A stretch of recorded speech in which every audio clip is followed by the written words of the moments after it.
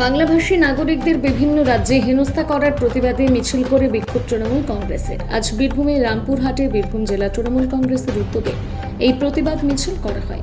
এদিনের প্রতিবাদ মিছিলে অংশ নেন বীরভূম জেলা পরিষদের সভাধিপতি তথা তৃণমূল কংগ্রেসের বীরভূম জেলা কোর কমিটির সদস্য কাজল শেখ, রাজ্যের ডেপুটি স্পিকার তথা কোর কমিটির চেয়ারপারসন আশিস বন্দ্যোপাধ্যায়, মন্ত্রী চন্দ্রনাথ সিনহা সহ বীরভূম জেলা তৃণমূল কংগ্রেসের বিভিন্ন নেতা ও কর্মী সমর্থক। আজ বিকেলে তৃণমূল কংগ্রেসের রামপুরহাট কার্যালয় থেকে মিছিল বের হয়। রামপুরহাট শহর জুড়ে মিছিল শেষ হয় রামপুরহাট 5 মাথা মোড়ে।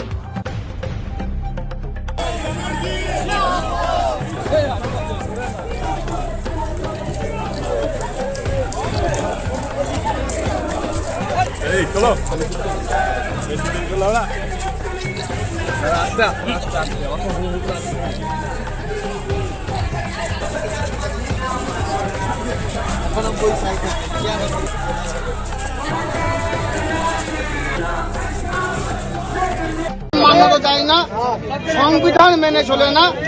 ভারতের সাংবিধানিক অধিকার, আমরা একজন ভারতের ভোটার, আমরা ভারতবর্ষের যে কোনো রাজ্যে গিয়ে আমরা আমাদের কর্মসংস্থান করতে পারি।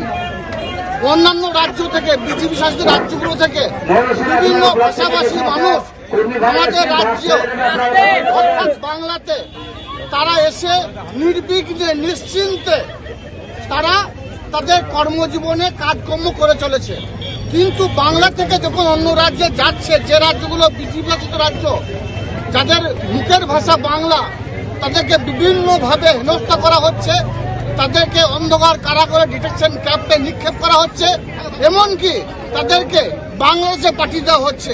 এই ঘৃণ্য চক্রান্তের বিরুদ্ধে আমাদের রাজ্যের মাননীয় মুখ্যমন্ত্রী মাননীয় মমতা বন্দ্যোপাধ্যায় এবং আমার দলের সেনাপতি অভিষেক বন্দ্যোপাধ্যায় কলকাতা রাজপথে নেমেছেন এবং তার নির্দেশে সারা বাংলায় মামাটি মানুষের সৈনিক যারা আছি আমরা সকলে রাস্তায় নেমেছি এবং বীরভূম জেলায় আমাদের অভিভাবক ডক্টর আশিস বন্দ্যোপাধ্যায়ের নেতৃত্বে বীরভূম জেলা কোর কমিটি সকলে মিলিতভাবে এবং মামাটি মানুষ সৈনিক যারা আছে সকলে আমরা পায়ে পা মিলেছি এই প্রাকৃতিক বিপর্যয়ের ভয় করে।